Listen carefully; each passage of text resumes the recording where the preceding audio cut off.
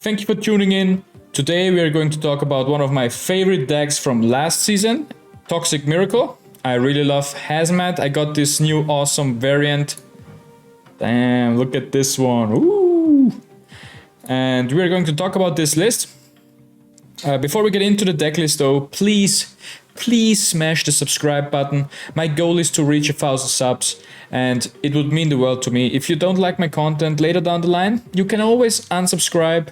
And I mean, if I have the 1,000 subs, I can apply for the channel, blah, blah, blah. And then if you unsubscribe after I'm approved, I guess I really don't care. The only metric that matters for YouTube is watch time anyways, and subscribers have lost a lot of their meaning, right? Because subscribers used to be something meaningful, right? You would be notified earlier, and then they would actually show you their videos when they upload, the creators.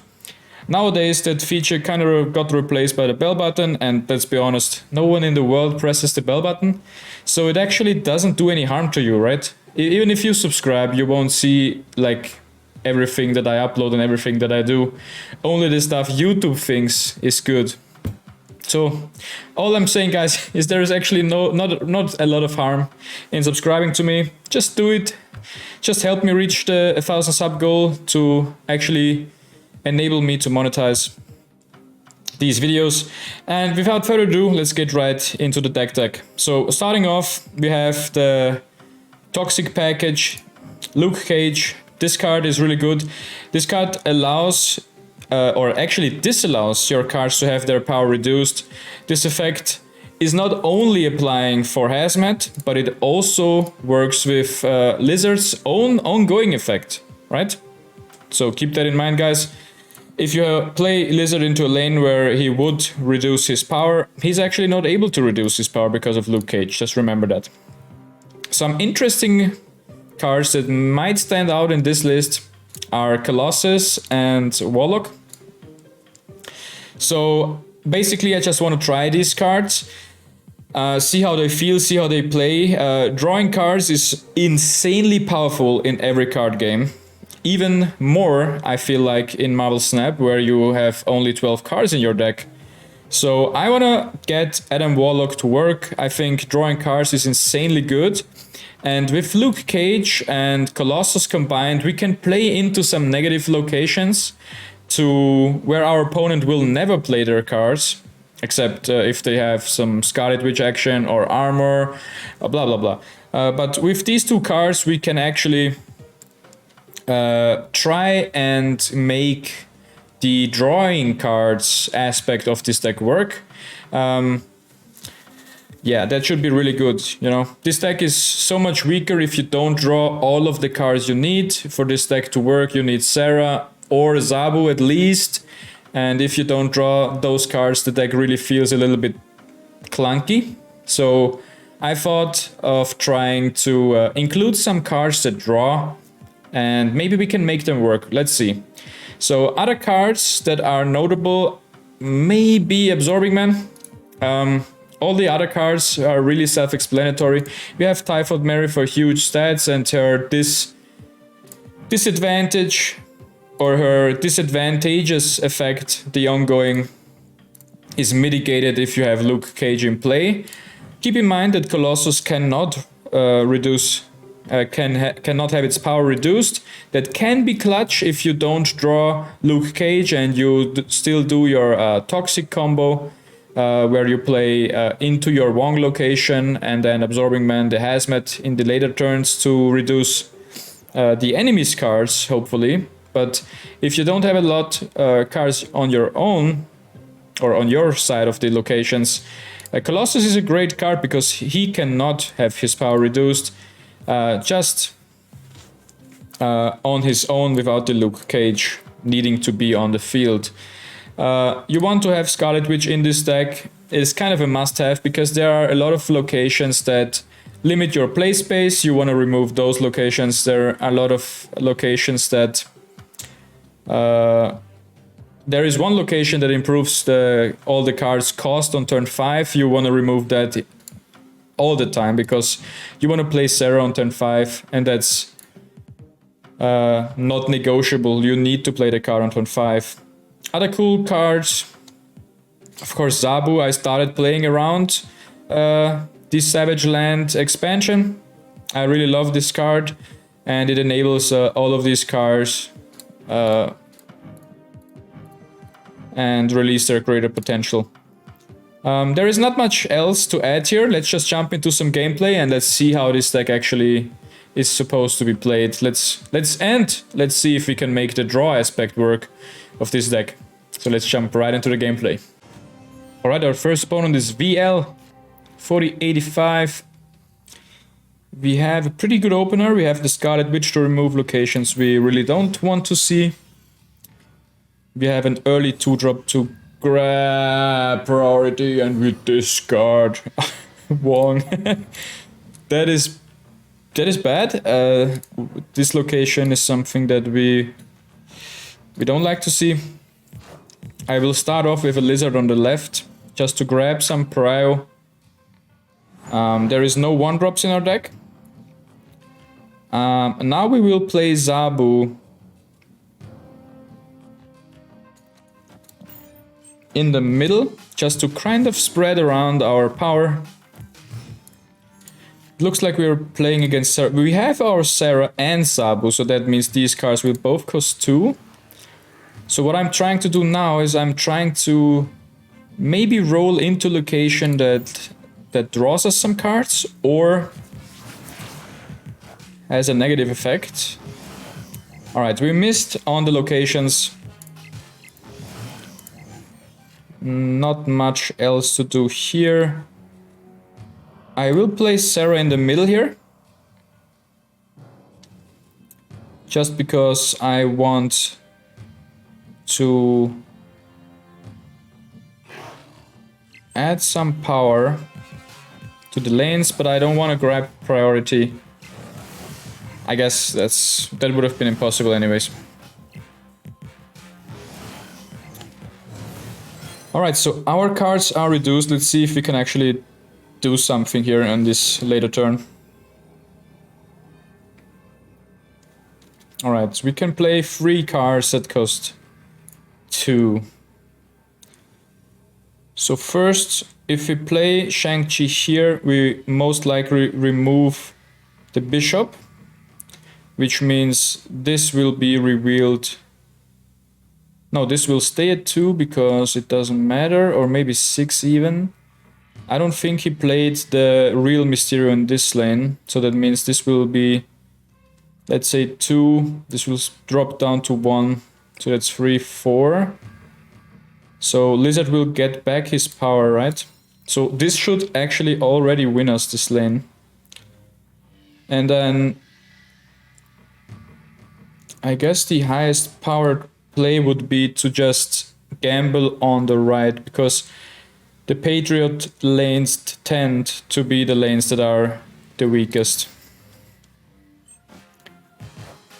Alright, Blue Marble.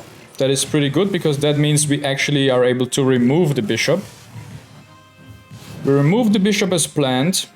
That will re-enable our Lizard. Now all we have to hope for is that it's not the real Mysterio. Damn, it wasn't the real Mysterio, but we were still 1 power short. I wonder if we had a winning play here. And we only tie on the right, so even if we would have had this location winning by 1, we would have lost because the tiebreaker in the middle would have been too high anyways. But it was a nice try, and I really liked playing that game, even though we didn't really do what we were supposed to do, right? No Hazmat, no Luke Cage, we didn't draw Adam Warlock to try and draw some cards. Alright, I like this hand, because we will have the opportunity to act. Ooh, and Sarah. Alright, I will give Adam over to our opponent. Oh, we really hate this location, so we will try and grab priority on the Machine World. Later, next time we remove the Dream Dimension. This should allow us to draw an extra card, because Lizard is one of the cards that are really difficult to actually beat by power. I mean, with these things considered, what we can do now is actually just play Sarah, and then we don't have to remove the Dream Dimension.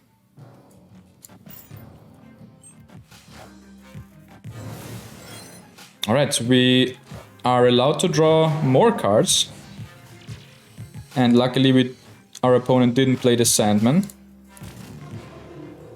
So what we will do now is we will play our Zabu. So that means our last turn should be the most explosive turn. We have drawn 2 extra cards so far, so I think Adam Warlock is a really good inclusion.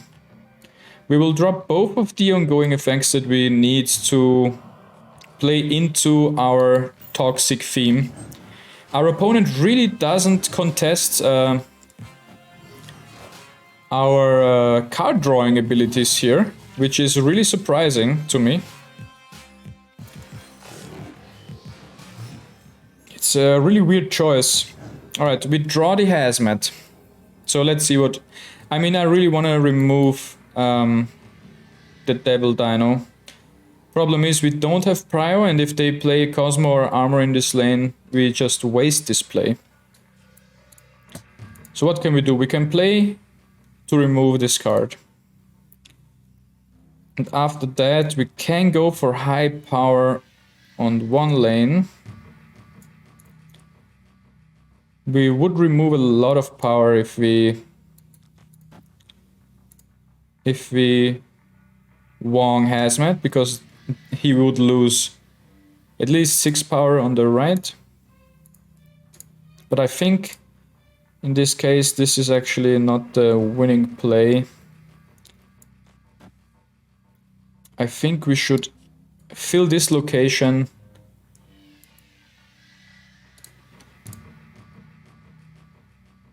Play really high stats on the right. And then we will add some more power to the left as well. I think this line of play has the highest chance of winning. Arrow. Alright. So we cannot fill this location, but we should win the left now. Oh, of course, and the Typhoid Mary stayed there, so we will win all 3.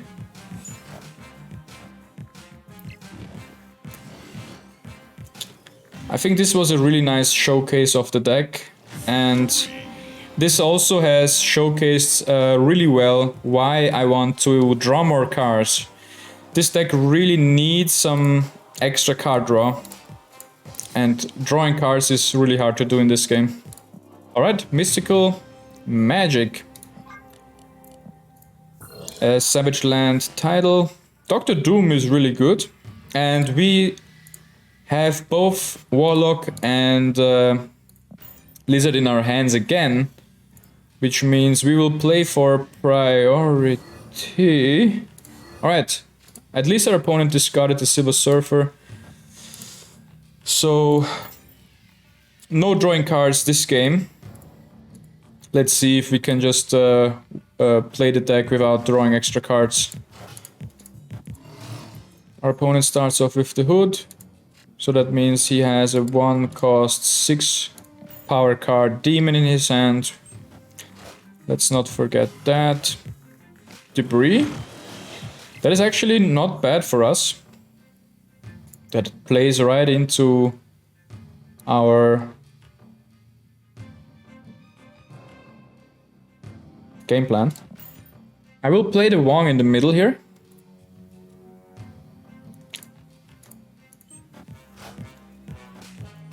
Alright. So there is Bishop, and I have to say I love this variant. This looks really cool. Hopefully I get this one too.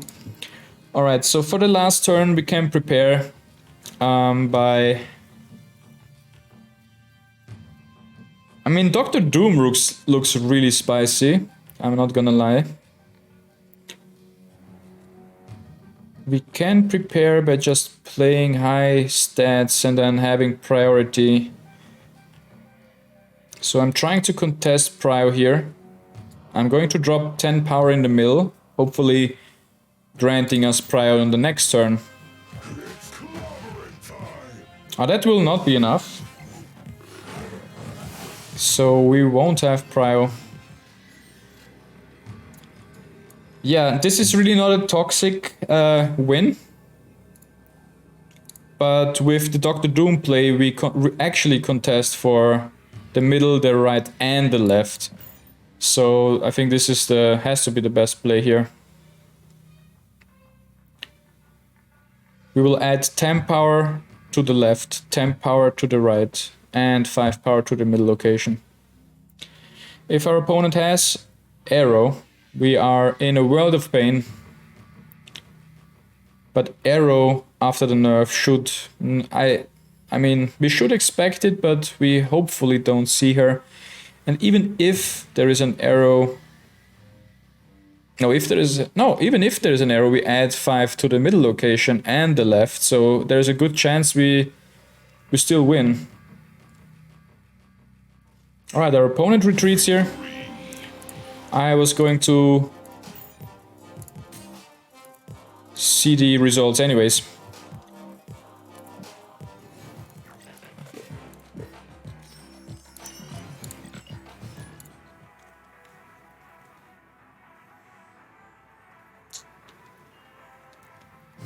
Alright, little boy. The little boy is really hot. Damn. That name is pretty weird. Alright, so in this one, we have already drawn 2 extra cards, which is what this deck loves to do. I really love our opener. We have everything we can hope for. Oh my god! That is disgusting for this deck. Alright, I'm going to play Luke Cage and Zabu. Our opponent also plays Zabu.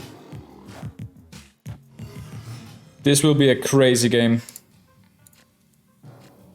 Oh my goodness. This is insane. Alright. I don't even know what is best here. I will add 10 power here. And I will reroll the Olympia? Because if that... Oh no, wait. I will not reroll anything. It's just best to play for stats on the board right now. Because both of these options are awesome for us. Alright, Rock Slide. And we draw 2 more cards. That is insane. Alright, so we have drawn both of the extra rocks that got shuffled in. We have 3 cards left, which means Darkhawk should be really weak if we play against a Darkhawk deck. I will add Sarah to the middle here. And we want to draw Wong here. That is the card we are looking for.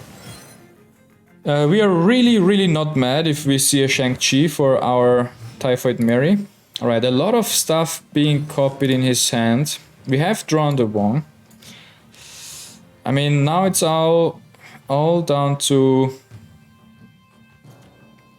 our opponent filling the board.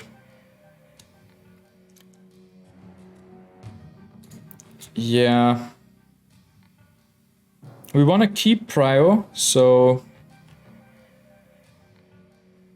I will play Wong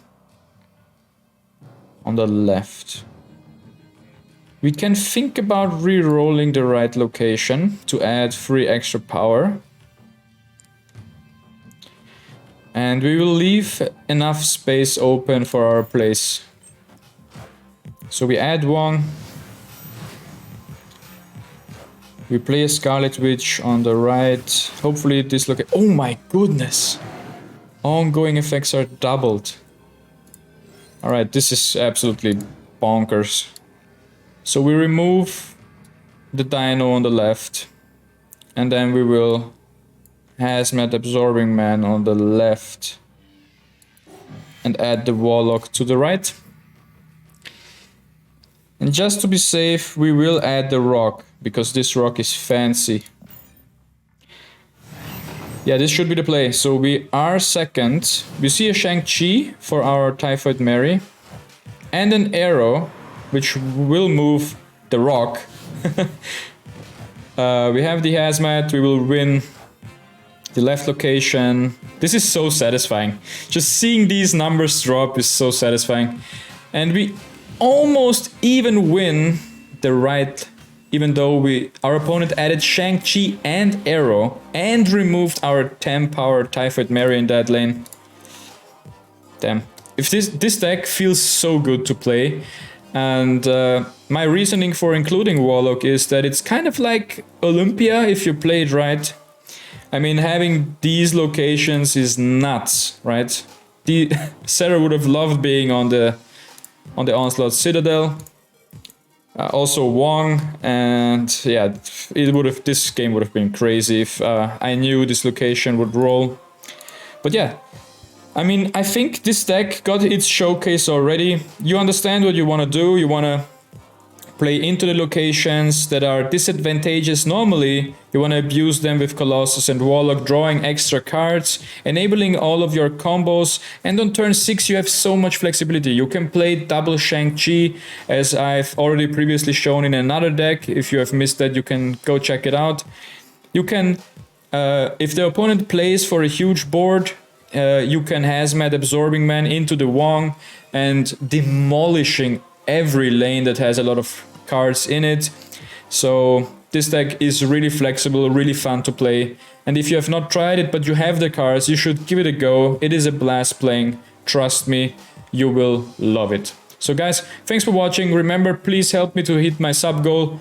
And with that being said, we will see you in the next one. Bye guys.